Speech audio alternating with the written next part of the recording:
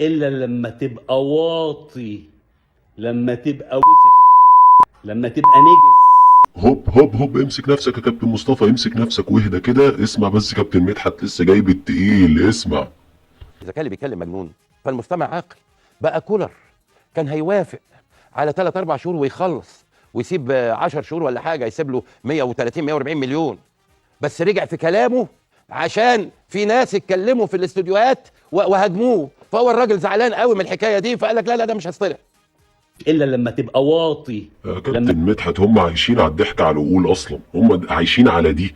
انت متخيل ان انت على رايك بيقول لك ايه؟ احنا الراجل كان هيوافق على 3 شهور ويخلص، بس الراجل انت عارف ان هو متابع جيد لقنواتنا الاعلاميه الرياضيه، طبعا انت عارف ان هو الراجل ما شاء الله بروفيشنال في اللغه العربيه الفصحى، فهو قاعد بيتابع بالليل كده لقى الناس بتهاجمه وقال لك لا وربنا ما يحصل، ما اخدش غير عقدي كامل، لان بيهاجموني يا باشا، بيهاجموني. يعني كابتن رضا عبد العال طالع ليل نهار بيهاجمني، فازاي يعني؟ المهم ان انا ارمي المسؤوليه وارمي التقصير عند اي حد تاني، مش عندنا. النهارده جابوا لي كده ورقتين، يعني بيقولوا انه المسؤولين في النادي الاهلي اعادوا المفاوضات مع مستر كولر علشان يحاولوا يسووا معاه الامر الخاص براتبه. كلنا عارفين ان كولر كان بيتقاضى 250 الف دولار شهريا، وانه العقد بتاعه اذا حضرتك فسخت في اي وقت بتدفع العقد حتى نهايته، بما يعني 14 شهر. اضرب بقى، اضرب 14 شهر في 250 الف دولار، شوف هتقع عندك بكام. يعني بتتكلم في 3.5 مليون دولار، يعني بتتكلم في حوالي 200 مليون تقريبا جنيه مصري تقريبا، او 180 حاجه زي كده. تمام. وانا اتكلمت في الموضوع ده وغيري اتكلم طبعا، لكن بقى يعني انا ما بحبش الضحك على العقول، انا ما بحبش الضحك على العقول. وخلي بالك، نحن هنا نتحدث اهلي زمالك اي نادي، اي نادي، محدش يقول لي انت دايس في الحته دي، لا لا لا خالص خالص.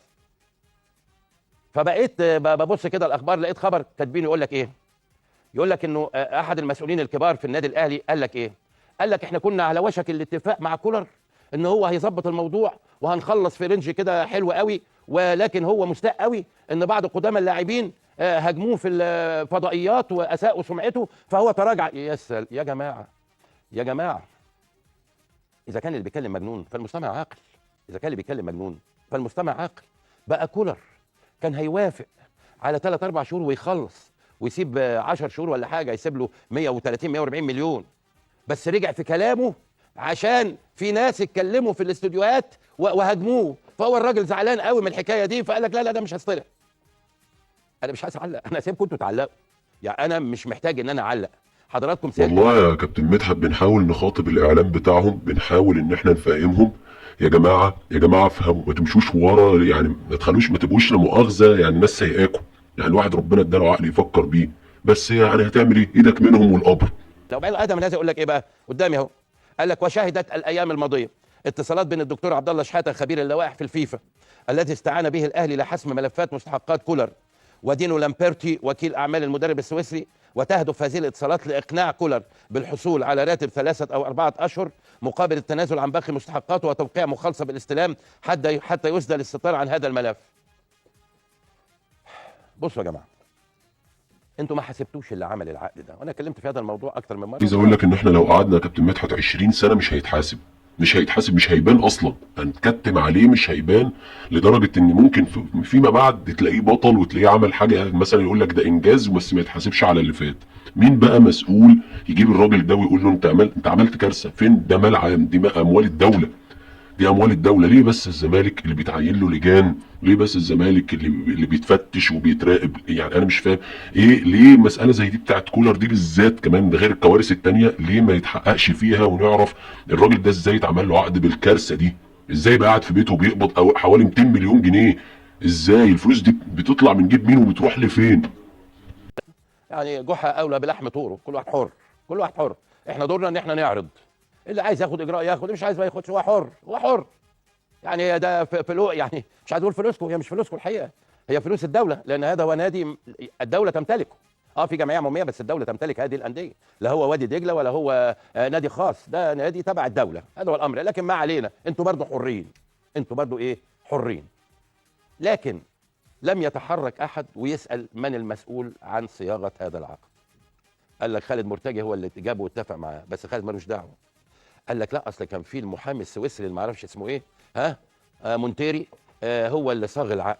قال لك طب مش في شؤون القانونيه. قال لك اصل الشؤون القانونيه اخذت من مونتيري اللي هو كتبه وحطته زي ما هي، لان المترجم بتاع المكتب اللي بيترجم من الانجليزيه للعربيه ما خدش باله من الحته دي. طب ومجلس الاداره اللي اعتمد الكلام ده كله؟ المشكله كمان ان ده عذر اقبح من ذنب. يعني العذر اللي بيتقال ده ان اصل خدوا مش عارف ايه وحطوا من غير ما يترجموا ومشكله في الترجمه، ده عذر اقبح من ذنب. يعني المفروض اللي بيقول لك المبرر ده تديله على دماغ اللي يعرفوه. يعني ازاي حضرتك شغال في مؤسسه كبيره بحجم النادي ده وبالكيان بتاعه ده كله وبالمهرجانات واحسن نادي في العالم وفي كون والكلام ده كله، تغلط غلطه عبيطه زي دي تغرم النادي 200 مليون جنيه؟ ما هي لو الفلوس دي بتطلعها من جيبك وبتشقى فيها هتبقى عينك في وسط راسك ومش هتعمل كده، لكن انت عشان مش غرمان هيزغرطها اللي مش غرمانه. فبدا احد الاشخاص يصيغ صياغه اخرى عشان يهرب من الحوار ده كله. قال لك يا جماعه اصل المدربين الكبار دولت ما يقبلوش ان يتحط شرط فاسخ في عقدهم. لا املك الا هذه الضحكه، لا املك الا هذه الضحكه. انا مش جايب جوارديولا يا جماعه، انا مش جايب جوارديولا. ده الراجل جاي من بيته، كان قاعد في البيت وجه، مش جايب جوارديولا يعني.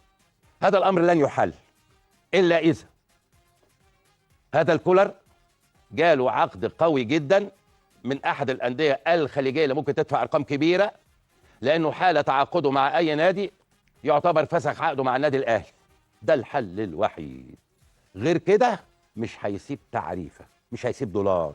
لا تقول لي بقى اللعيبه القدام اللي طلعوا في قطعوا في مش عارف اعلام ولا هو مستاء إيه؟ ما علينا، في حاجات كده الواحد ما بيحبش يدور فيها عشان ابقى دمي تقيل في الكلام يعني. بغض النظر يا كابتن عن دمك تقيل او مش تقيل، لا بالعكس انت شخصيه محترمه جدا وبتقول في معظم الاوقات سواء على زمالك او على اهلي كلمتك محترمه بصراحه. بس انت يا كابتن انا يعني انا حاسس بيك، ما حدش ولا حد يا كابتن هياخد بكلامك في الاعتبار الا لو على اي حد غير دول.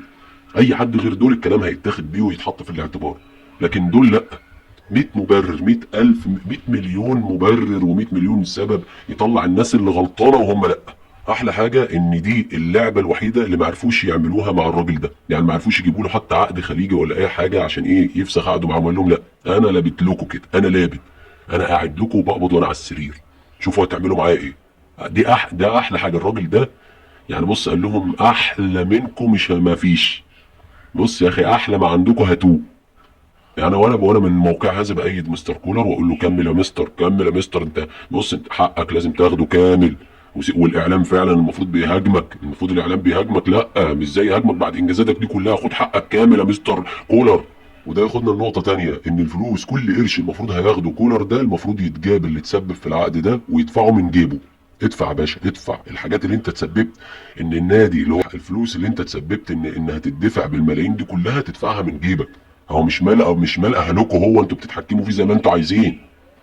المفروض الحساب يبقى قدام الناس كلها عشان يبقى عبره وعظه لاي حد يفكر او اي حد ما بيعملش شغله بما يرضي الله.